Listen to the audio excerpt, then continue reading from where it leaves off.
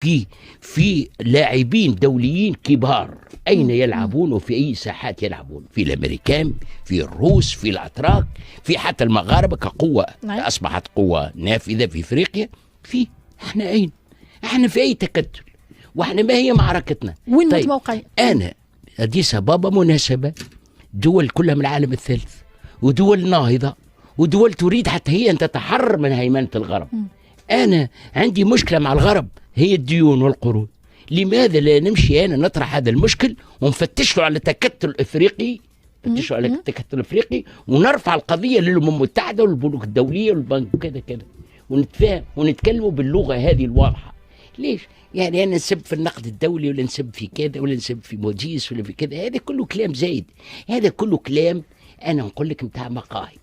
يا أخي أنت شو تسب في موديس إذا ما عندكش تكتل وراك من هذه الدول اللي هي فعلا مغرر بها بالديون، ويعطوها حتى الديون حتى فاض عليها مشان تصرفها، مشان تبقى هي راهينة. فهمت يا سيدي؟ احنا ما نقولكش انت مسؤول على الديون، لكن حان الوقت لكي نعالج هذه المسألة، مش بالسبان وبالشتيمة، بالخدم، بالعمل، بالنشاط، بالأفكار، فهمت، بالحلفاء. هذا كله قلنا. لماذا احنا نفوت على ارواحنا؟ وبعدين ذهابه لأديس أبابا يعطيه حضور في افريقيا. هو يتكلم اليوم في خطاب متاع الستينات في بعض الدول الافريقيه، انه السياده الوطنيه، انه ما نحبوش ديون، ما نحبوش كون يهيمن علينا الخارج وحده. هذا كلام قالوه كل الافارقه في الستينات. فهمت؟ لكن الافارقه اليوم، خلينا نحكي لك حاجه اللي ما نعرفوهاش على افريقيا. انا راني انا من غير ما نحكي على روحي انا ولا عندي كتب على افريقيا. ثانيا انا زايرها بلاد. ثالثا انا يعتبروني مختص في العلاقات الافريقيه. فهمت؟ ومن غير ما نحكي بها. شوف، افريقيا راه فايتين برشا، راه فيها مقدار من العقلانيه فايتين بها العرب كلهم. الافارقه اكثر عقلانيه من العرب من عراقهم الى مغربهم. فهمت؟ هذا اللي ماناش فايقين بيه وماناش عارفينه. وفي ثروات في افريقيا، وفي دول، وفي ناس تفكر، وفي وقفه جماعيه ضد الغرب، ويفهموا الغرب اكثر منا. احنا اللي ما عندناش موقف مع الغرب، لانه احنا منطقه عائمه. انا كي نقول لك الساحل شمال افريقيا ولا الساحل العربي كله من الخليج حتى لهنا، هو ساحل عائم بين الصحراء، مفصول عن افريقيا ومفصول عن اوروبا، وساحل يعوم لوحده بين الرمال والماء. وهذا ماناش فاهمينه. السيد قيس سعيد، سيد قيس سعيد، ما هو احنا مرات كي نخدموا القضايا الكبيره تو نفهموا القضايا الصغيره. يا اخي ادخل يا سيد قيس سعيد، ادخل في السياسات الكبرى، اخرج من باب الفله. ما جاوبتنيش كمان على السؤال، هل ستترشح؟ نعتبروك انا باش انا لا العب بالرمل الا اذا عدت الى طفولتي.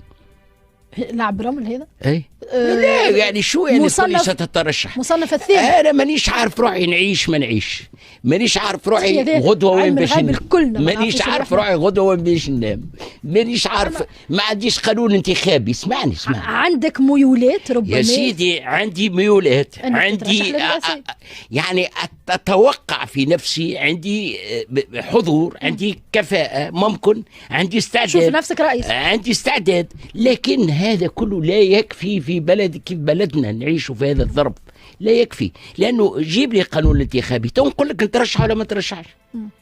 ما ثماش قانون انتخابي، وما نعرفوش هل امتى يخرج، ويمكن يخرج قبل اسبوع من الانتخابات، كيما خرج القانون الانتخابي بتاع التشريعيه.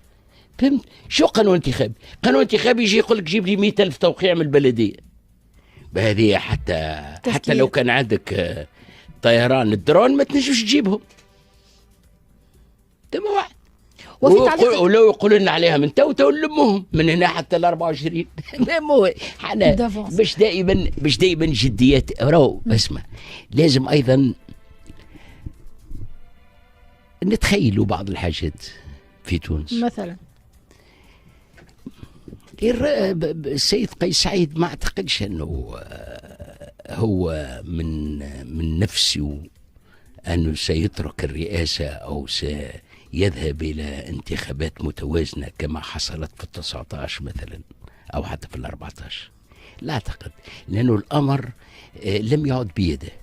بيد شكون مال؟ أنت كي تجي مترشح، هو لما ترشح أو أنا لما ترشحت كان الأمر بيدنا.